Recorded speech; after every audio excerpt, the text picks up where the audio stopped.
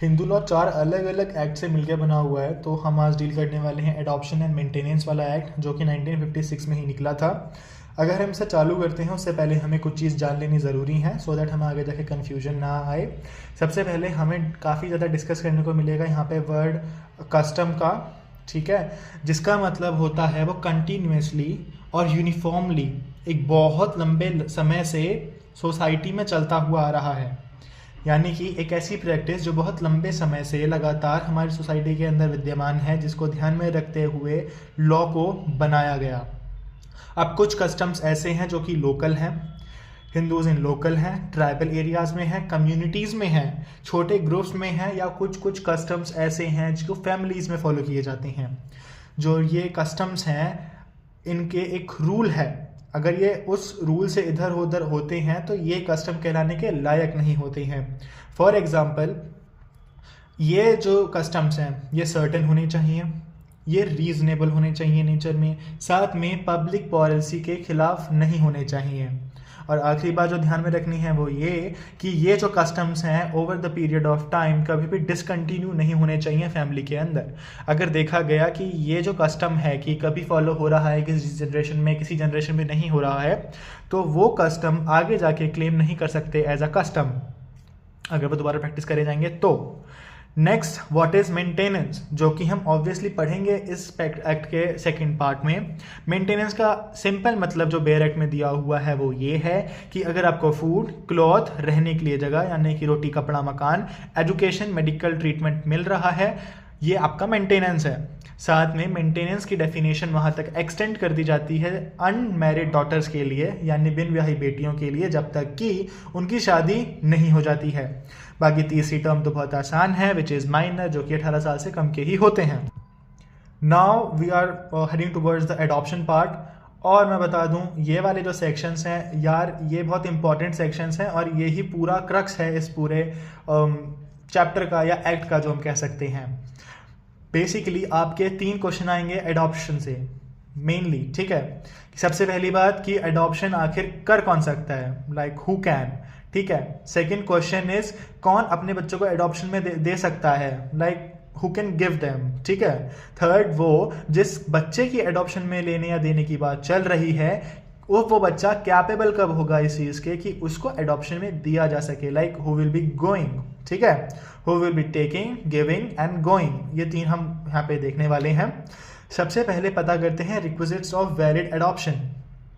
Valid adoption की 3 बातें हैं, लाइक पर्सन की कैपेसिटी होनी चाहिए अडॉप्ट करने की, पहली चीज़। दूसरी चीज़, पर्सन की कैपेसिटी होनी चाहिए एडॉप्शन में देने की। तीसरी कैपेसिटी होनी चाहिए इंसान की अडॉप्शन में जाने की, कैपेबल होने की। अब इन्हीं चीज़ों को आगे एक्सटेंड करके इन सेक्शंस में लिखा हुआ है, जो कि मैंने बहुत टैबुलर फॉर्म में लिखा है, सो दैट आपको समझने में और आगे पढ़ने में बहुत ईजी हो। पहले डिस्कस कर लेते हैं हम कि कौन इंसान है जो बच्चों को एडॉप्शन में ले सकते हैं, यानी कि मुझे अगर बच्चे चाहिए तो मेरे पास वो क्या एलिमेंट्स, क्या चीज़ें होनी चाहिए जिसको मैं टिक मार्क करता रहूं, ठीक है। देखो, सेक्शन 7 और सेक्शन 8 अलग अलग है, मेल और फीमेल की बात कर रहा है, ठीक है। इनके कुछ एलिमेंट्स हैं जो होने चाहिए अगर आपको ये बच्चा चाहिए। सबसे पहला, आप एक मेजर होने चाहिए, यानी कि आप 18+, ठीक है, मैं हूँ। दूसरा, साउंड माइंड। ये साउंड माइंड मतलब कि आपका दिमाग थोड़ा एबनॉर्मल नहीं हो, आप समझ सकते हैं बातों को, इंटेंशन फॉर्म कर सकते हैं, नॉलेज फॉर्म कर सकते हैं अपने दिमाग के अंदर, और ठीक है, दूसरा भी है। तीसरा है हमारा कंसेंट, यानी कि आपका जो दूसरा पार्टनर है उसका कंसेंट होना चाहिए। अगर उनका कंसेंट नहीं हुआ, उसकी हम अभी बात करेंगे, ठीक है। तो हमने अभी क्या बात करी, मेजर होना चाहिए, साउंड माइंड का होना चाहिए, साथ में कंसेंट की बात है। कंसेंट हस्बैंड या वाइफ, मेरे केस में वाइफ आएगी और मेरी वाइफ के केस में हस्बैंड आएगा, ठीक है। तो उस केस में कंसेंट लेना ज़रूरी है, पर कुछ केसेस में कंसेंट ज़रूरी नहीं है। कब ज़रूरी नहीं है? जब आपका जो को पार्टनर है वो अनसाउंड माइंड का है, या उसने वर्ल्ड रिनाउंस कर दिया है, या उन्होंने हिंदू धर्म ही छोड़ दिया है, ठीक है। अब इसके ऊपर एक ना घीसा लाल वर्सेस केस आया था, जहाँ पे कंसेंट के ऊपर बात चल रही थी, जहाँ पे उनकी वाइफ ने बोला कि ठीक, कुछ नहीं बोला, लाइक कंसेंट ही नहीं दी अपनी, और पर जब वो बच्चा अडॉप्ट किया जा रहा था फैमिली में, वो उस टाइम उस सेरेमनी में वहाँ प्रेजेंट थी। कोर्ट ने ये हेल्ड किया अगर कोई इंसान प्रेजेंट है उस सेरेमनी के दौरान, उसका मतलब ये नहीं है कि उसकी कंसेंट है कि उसको अडॉप्ट कर लिया जाए। कंसेंट हमेशा रिटर्न में होनी चाहिए बाय दी सामने वाली पार्टी, मतलब कि जो वाइफ है या फिर हस्बैंड है। अब डिस्कस करते हैं आखिरकार वो इंसान कौन है जो अपने बच्चों को एडॉप्शन में दे सकते हैं। ठीक है, सिंपल सी बात, फादर दे सकता है, मदर दे सकता है या गार्जियन दे सकता है। सबके सर्कमस्टांसेस हैं। फॉर एग्जांपल फादर मर गया तो मदर दे सकती है, मदर एंड फादर मर गए तो जो उसका लीगल गार्जियन होगा, जो भी उसकी देखभाल कर रहा होगा डी फैक्टो, वो आगे एडॉप्शन में देगा। तो कौन कौन से सर्कमस्टांसेस होंगे? जब फादर मदर में से या तो कोई डेड हो गया है, या तो किसी ने रेनाउंस कर दिया है, वर्ल्ड ही छोड़ दिया अपना, अबेटमेंट कर दिया, मतलब कि बच्चे ही छोड़ दिए उन्होंने अपने बाहर, अनसाउंड माइंड का है, या फिर अब वो आगे उसका पालन पोषण ही नहीं कर सकते हैं, या फिर उनके माँ बाप के बारे में पता ही नहीं है कि वो उनके माँ बाप हैं कौन। ठीक है, ऐसे केसेस में जो गार्जियन होता है with the permission of court भी अपने आप को एज अ फादर या मदर कहलवा सकता है। फॉर एग्जांपल डी फैक्टो वाले जो गार्जियंस होते हैं वो with the permission of court उस बच्चे को अडॉप्ट कर सकते हैं अपनी फैमिली के अंदर। साथ ही साथ में परमिशन लेंगे इस चीज़ को लेकर के कि वो उनका वेलफेयर अच्छे से करेंगे और उनका भरण पोषण अच्छे से होगा। पर कोर्ट इस चीज़ को बहुत ही बारीकी से नजरिएगी कि वो कंसीडर करें बच्चे का वेलफेयर और बच्चे की विश, उसी के हिसाब से उन्हें भेजा जाएगा। साथ में एक और दो चीज़ जो लिखी हैं एक्सप्लेनेशन पार्ट में, वो ये कि एडॉप्टिव मदर या फादर ही बच्चे को एडॉप्शन में आगे दे सकते हैं, पर जो स्टेप फादर या स्टेप मदर है वो एडॉप्शन में बच्चे आगे नहीं दे सकते हैं। दूसरा, जो आप यहाँ पे सिविल कोर्ट की बात देख रहे हैं बार बार, वो हमारी बात हो रही है डिस्ट्रिक्ट कोर्ट की। ओके, फिर हम देखते हैं कि अब वो बच्चे कौन हैं जिन्हें हम एडॉप्शन में दे सकते हैं आगे। वो हिंदू होना चाहिए, बिकॉज हम हिंदू मैरिज एक्ट की बात, मतलब हम एडॉप्शन की बात कर रहे हैं हिंदू लॉ में, तो हिंदू होना चाहिए बच्चा ऑब्वियसली। और वो बच्चा ऑलरेडी अडॉप्टेड नहीं होना चाहिए। हम आगे डिस्कस करेंगे, हम पता लगाएंगे कि एडॉप्शन एक बच्चे का एक ही टाइम पे हो सकता है, 2 से ज़्यादा लोग उसका मतलब ज़्यादा लोग एडॉप्शन नहीं कर सकते उसका। सेकेंड, बच्चा 15 साल से ज़्यादा उम्र का नहीं होना चाहिए। साथ में वो छोटा बच्चा मैरिड भी नहीं होना चाहिए, लाइक उसकी चाइल्ड मैरिज भी नहीं होनी चाहिए। बट यहाँ पे एक्सेप्शंस दिया हुआ है कस्टम्स का। जो कस्टम्स मैंने अभी आपको बताया कि बहुत लंबे टाइम से चलते आ रहे हैं, 3-4 महीने जो आपको एसेंशियल्स बताए वो अगर फुलफिल करते हैं तो आप उन सर्टेन केसेस में बच्चे को एडॉप्ट कर सकते हैं, भले ही उसकी चाइल्ड की मैरिज हो गई हो या वो 15 साल से ज़्यादा उम्र का हो। अब क्योंकि ये काफ़ी पुराने टाइम पे बना हुआ था तो उस टाइम पे चाइल्ड मैरिज काफ़ी प्रेवलेंट थी, तो उस चीज़ को भी यहाँ पे ध्यान में रखा गया, because this act is not acting in the retrospective aspect but in the prospective aspect. ठीक है, अब हम बात करते हैं अफेक्ट्स ऑफ एडॉप्शन। एडॉप्शन कर लिया तो बच्चे के अब राइट्स क्या हैं। सबसे पहला, जो अडॉप्टेड चाइल्ड है वो अब अडॉप्टेड मदर और फादर नहीं कहा जाएगा, अब वो उसको एज अ नेचुरल पेरेंट ही डील करेंगे। लाइक वो उसका मदर और वो उसका फादर हो जाएगा, जिस डेट से उसे अडॉप्ट किया जाएगा उसी डेट से। साथ ही साथ में एक और चीज़ जो ध्यान में रखनी होगी, जब ये शादी कर रहा होगा एडॉप्टेड चाइल्ड, ये अपनी नई वाली फैमिली के साथ साथ अपनी पुरानी वाली फैमिली के भी पेंडा में शादी नहीं कर सकता है। फॉर एग्जाम्पल, ए ने शादी करी थी, ए को अडॉप्ट किया था बी एंड सी ने, जबकि उसके जो माँ बाप थे वो थे डी और ई। इन्होंने इसको एडॉप्शन में दिया और ये बी और सी के पास चला गया। अब ये 18 साल, ये 21 साल का हो गया और इसकी शादी की बात चल रही है। तो ये अब अपनी इस माँ बाप यानी इसके बायोलॉजिकल पेरेंट्स से जन्मी बहन विच इज़ एफ, ये इसके साथ भी शादी नहीं कर सकता है, बिकॉज ये इसके स्पेंडा रिलेशंस हैं, ये प्रोहिबिटेड रिलेशंस हैं जिसके अंदर शादी नहीं कर सकता। साथ में अगर कोई इसकी बहन अडॉप्टेड पेरेंट्स से भी होगी, फॉर एग्जांपल जी, ये इससे भी शादी नहीं करेगा बिकॉज ये इसकी स्पेंडर रिलेशन में आएंगे। तो इस बंदे के स्पेंडर रिलेशन में बायोलॉजिकल वाले या फिर इसके अडॉप्टेड वाले फैमिली में कोई भी हुआ, ये उनसे शादी नहीं कर सकता, वो इलीगल होगी। विद दिस हम ये नहीं कह सकते कि उसकी प्रॉपर्टी पे हक खत्म हो जाएगा उसकी पुरानी फैमिली का। अगर हम सेम एग्जांपल को देखें तो हमें पता लगेगा कि अगर इन्होंने कोई भी प्रॉपर्टी अपने बच्चे को दी है तो वो इसकी रहेगी, और इनकी जो प्रॉपर्टी है अगर वो चाहें वो इसको भी मिलेगी और वो इसको भी मिलेगी, या चाहें तो उसको दान में दे दें या उसको गिफ्ट में दे दें। अब वो इनके ऊपर है, पर इनकी प्रॉपर्टी का हक सिर्फ इनके बेटे को होगा जिसे इन्होंने एडॉप्शन में दिया था। और जो ये प्रॉपर्टी होगी ये ए जी के साथ, विच इज अब इसकी एडॉप्टेड मदर और फादर की बेटी के साथ शेयर करना इज नॉट कंपलसरी, जो सिर्फ और सिर्फ इसी की होगी या इसी का राइट होगा। साथ में बात कर रहे हैं एक केस की जहाँ पे Khajan Singh versus union of India, जहाँ पे ये SC/ST कास्ट से थे और इन्होंने बच्चे को अडॉप्ट किया, पर उस बच्चे को SC/ST दर्जा नहीं मिला, सर्टिफिकेट नहीं बना, ये कह के कि by the birth he was not in a SC/ST category. पर ये बात जब हाई कोर्ट सुप्रीम कोर्ट पहुंची तो ये कहा गया भले ही वो बाय बर्थ SC/ST नहीं था, पर उसकी अडॉप्टेड फैमिली में जैसी सर्कमस्टांसेस हैं तो उसको भी SC/ST बनने का दर्जा है, सो उसको अलाउ किया गया इस केस में। अब आगे बात करते हैं कुछ और कंडीशंस की जो एडॉप्शन के टाइम पे ज़रूरी हैं। सबसे पहला एडॉप्शन ऑफ, यानी कि आप किन को अडॉप्ट कर सकते हैं। आप लड़का या लड़की में से क्या अडॉप्ट करना चाहते हैं, ये इस डायग्राम को समझ लीजिए और इसको समझने का काफ़ी ट्राई करना या फिर इसको ऐसे ही चेप के आ जाना, ठीक है।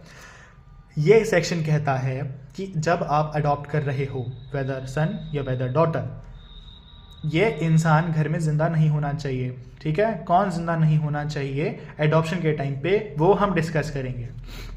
सबसे पहली बात, आपका कोई सन जिंदा नहीं होना चाहिए। अगर आपका कोई बेटा है तो आप दूसरा लड़का अडॉप्ट नहीं कर सकते, ठीक है। पर अगर आपका बेटे का बेटा है तो भी आप अडॉप्ट नहीं कर सकते। लाइक आपका ग्रैंड चाइल्ड है, आप फिर भी अडॉप्ट नहीं कर सकते। आपका पड़ पोता है, आप तब भी अडॉप्ट नहीं कर सकते। एक चेन खत्म होनी पड़ेगी, किसी भी एक जनरेशन में एक गैप आना पड़ेगा, उसके बाद आप एक बच्चे को अडॉप्ट कर सकते हैं नई जनरेशन वाले में। I hope you get it. Diagram banana first अपना, देन अगले वाले जनरेशन का, लाइक यू आर द क्या बोलते हैं, great grandfather grandfather and it is you, ठीक है। सो यहाँ पे काफ़ी कंफ्यूजिंग स्टेटमेंट से लिखा हुआ है सन, यहाँ पे सन ऑफ प्री डाइड सन, यानी कि ये बेटा है और बीच वाले दो मर गए हैं। अगर ये जिंदा है, ए जिंदा है मेरे होते हुए, तो भी हम बच्चे को अडॉप्ट नहीं कर सकते। अगर Y और Z जिंदा हैं और ये मर गया, तब हम कर सकते हैं अडॉप्शन, ठीक है। लाइक किसी भी स्ट्रेटा पे, कोई भी जनरेशन पे, लाइक जनरेशन 1, 2, 3 एंड 4, अगर यहाँ पे ये नहीं है तो अडॉप्शन हो सकता है। अगर यहाँ पर ये नहीं है, मर गया है, तो हम अडॉप्शन ले सकते हैं। अगर ये यहाँ नहीं है, मर गया है, तो हम इस वाले स्टेटस पे अडॉप्शन ले सकते हैं। एंड जब यहाँ पे बात चल रही है अडॉप्शन की, तो नीचे वाले स्टेटस नहीं होने चाहिए। फॉर एग्जाम्पल, अगर मेरा कोई बेटा नहीं है तो ही मैं एक बेटा अडॉप्ट कर सकता हूँ। अगर यह बेटा वो मर गया है, मैं तब वो बेटा अडॉप्ट कर सकता हूँ। लाइक एक टाइम पे दो जेंडर के बच्चे नहीं हो सकते हैं। सिमिलरली अगर हम बात करें लड़की की, तो लड़की में सिंपल है, मेरी कोई डॉटर नहीं होनी चाहिए। और मैं अगर एक दादा हूँ तो मेरे बेटे की बेटी नहीं होनी चाहिए। सिंपल लैंग्वेज में घर में एक लड़की नहीं होनी चाहिए अगर हमें अडॉप्ट करनी है तो। लाइक फर्स्ट प्लेस में अगर हम देखा जाए तो मेरी अगर कोई बेटी नहीं है, सो आई कैन अडॉप्ट, ठीक है। पर अगर बेटी है तो आई कैन नॉट। सो अगले वाली जनरेशन पे चेक करते हैं, मेरा बेटा हुआ तो बेटे की अगर बेटी नहीं हुई, विच मीन्स मेरी पोती नहीं हुई, so we will be adopting a girl, तो यहाँ पे अडॉप्शन वैलिड हो जाएगा। पर अगर मेरे बेटे की बेटी है या अगर मेरी ही बेटी है, तो मैं एज अ बेटी अडॉप्ट नहीं कर सकता, as a granddaughter adopt नहीं कर सकता। I hope that's clear. अब ये है अडॉप्शन बाय। अब कौन लोग अडॉप्शन कर सकते हैं? फीमेल जो है वो अडॉप्शन कर सकती है, मेल भी अडॉप्शन कर सकता है। 21 साल से गैप होना चाहिए 21 का, लड़के और लड़की मदर एंड बच्चों के बीच में जो गैप होना चाहिए, पेरेंट्स और चाइल्ड के बीच में जो गैप होना चाहिए, वो 21 साल से ज़्यादा का होना चाहिए। साथ में जो मर्द हैं इनको भी कैरा जो एक ऑर्गेनाइजेशन है वो मना करती है कि वो लड़कियों को अडॉप्ट नहीं कर सकते हैं अनटिल अनलेस वो सिंगल फादर मदर हैं। तो ऐसे केसेस में अवॉइड किया जाता है। साथ में एक और बात करी जाती है कि एक बच्चा बार बार अडॉप्ट नहीं किया जा सकता, साथ में वो दो पर्सन उसको अडॉप्ट नहीं कर सकते और 2 से ज़्यादा लोग भी उसको अडॉप्ट नहीं कर सकते। एक बच्चा एक ही इंसान अडॉप्ट करता है। साथ में एक दत्ता होमन होता है। दत्ता होमन मीन्स आप अडॉप्शन में ले रहे हैं, उसका एक सेक्रामेंट, उसका एक हवन होता है, पर यह करना एसेंशियल नहीं है अगर आप किसी बच्चे को अडॉप्ट कर रहे हैं तो। ये वाला सेक्शन थोड़ा 11 समझने में दिक्कत आती है, पर एक बार अगर ये आप डायग्राम समझ जाओगे SSS SSS SS तो आप समझ जाओगे कि करना क्या और लिखना कैसे है इसको। और इसमें बस एक ही लाइन है, son of predeceased son of predeceased son, like ये ही सीक्वेंस चलता जाएगा नीचे, और जहाँ पे भी बच्चा नहीं होगा वहीं पे बच्चा अडॉप्ट होगा, अगर बच्चा है तो बच्चा अडॉप्ट नहीं होगा। अब ऐसा नहीं है, जैसा मैंने आपको बताया था कि वो प्रॉपर्टी अगर बच्चा पहले वाले घर से यानी बायोलॉजिकल पेरेंट्स से लेके आ रहा है तो वैसा कंपल्सन कुछ अडॉप्टिव पेरेंट्स पे भी होगा। ऐसा कंपल्सन नहीं है। पेरेंट्स चाहें तो वो अपना एंटावाइवो विच मीन्स वो अपना इनहेरिट कर सकते हैं बाय द आफ्टर डेथ, मतलब कि मर जाएंगे तो ऑब्वियसली बच्चों पे आ ही जाएगा, पर अगर वो चाहें तो वो अपना विल बनाकर भी जा सकते हैं एडॉप्टिव पेरेंट्स अपने बच्चों के लिए। पर दोनों में डिवीजन ये करना पड़ेगा एंसेस्ट्रल प्रॉपर्टी का, पर उनकी कोई खुद से ओन करी गई प्राइवेट प्रॉपर्टी है उसकी बात चल रही है। Next section is about the determination of adoptive mother. ये वाला सेक्शन थोड़ा ऐसा समझो कि ये आज़ादी के टाइम का है जब एक इंसान की 3 या 4 बीवियां भी हो सकती थी। बात करते हैं पहले इंस्टांस की जहाँ पे लिविंग वाइफ है, आदमी ने औरत मतलब बच्चे को गोद लिया तो उसकी जो फर्स्ट वाइफ होगी उसको हम अडॉप्टिव मदर कहेंगे। अगर उस बंदे की एक से ज़्यादा वाइफ होंगी तो जो उनमें सबसे सीनियर होगी यानी कि सबसे पहले शादी करके घर में आई होगी उसको हम कहेंगे अडॉप्टिव मदर, और जो उससे छोटी वाली होगी उसको हम कहेंगे स्टेप मदर। भले ही रिश्ता स्टेप मदर और बच्चे का ज़्यादा अच्छा हो पर फिर भी अडॉप्टेड मदर इसको ही कहा जाएगा लीगल लैंग्वेज में।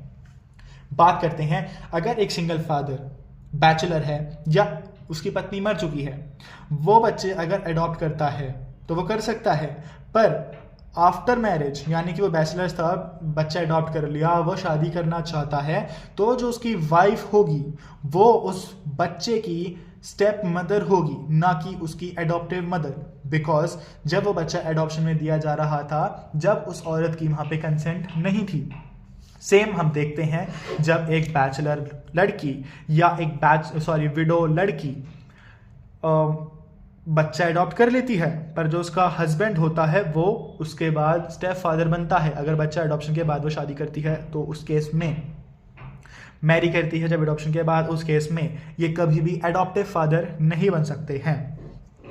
साथ में एक मेन चीज़ ये कि आपने एक बार अडॉप्शन में ले लिया बच्चों को, उसके बाद ये रिटर्न पॉलिसी नहीं होती है ऑब्वियसली, और ये पुरानी बर्थ वाली फैमिली में वापस नहीं जा सकते हैं और आप उसका रिनाउंस नहीं कर सकते status. Next what we have is section 16 जहाँ पे बोला जाता है कि जब तक आपके पास प्रॉपर एडॉप्शन के डॉक्यूमेंट्स या रजिस्ट्रेशन नहीं है तो आपके पास जितना भी है आप उसको ही प्रिज्यूम करेंगे कोर्ट के सामने और उसको वैलिड अडॉप्शन के डॉक्यूमेंट्स मान लिया जाएगा at that point of time. ज़्यादा इंपॉर्टेंट नहीं है सेक्शन से याद करने के लिए। एंड लास्ट जो हमें याद रखना है एक और इम्पॉर्टेंट चीज़ कि जब भी आप बच्चा एडॉप्शन में देते हैं तो ये प्रोहिबिट करता है आपको कि आप वो बच्चा किसी भी पेमेंट के लिए, रिवॉर्ड के लिए या किसी भी तरीके की कंसीडरेशन के लिए नहीं करेंगे। फॉर एग्जांपल आपको गाड़ी चाहिए, आपको कुछ भी पैसे की ज़रूरत है तो आप ये नहीं कहेंगे कि हमें आप पैसा दीजिए, हमको बच्चा यहाँ से ला कर देंगे या वहाँ से जुगाड़ कर देंगे। अगर आप ऐसा करते हैं, रिसीव भी करते हैं या आप उन्हें गिफ्ट भी करते हैं तो आपको पनिशमेंट हो सकती है 6 महीने की, साथ में आपको फाइन भी हो सकता है या आपकी किस्मत और बुरी रही तो आपको दोनों भी झेलने पड़ सकते हैं। साथ में ये वाला जो सेक्शन है यहाँ पे स्टेट गवर्नमेंट के भी अपने अपने रूल्स या अपने अपने एक्ट हो सकते हैं। इस काम को करते हुए पकड़े जाने पे आपके ऊपर किस चीज़ का दंड रखा जाएगा ये स्टेट गवर्नमेंट भी डिसाइड कर सकती है, तो वहाँ पे स्टेट ऑफिसर्स काम में आते हैं। अगला मेंटेनेंस हम नेक्स्ट पार्ट में करेंगे। Thank you for watching.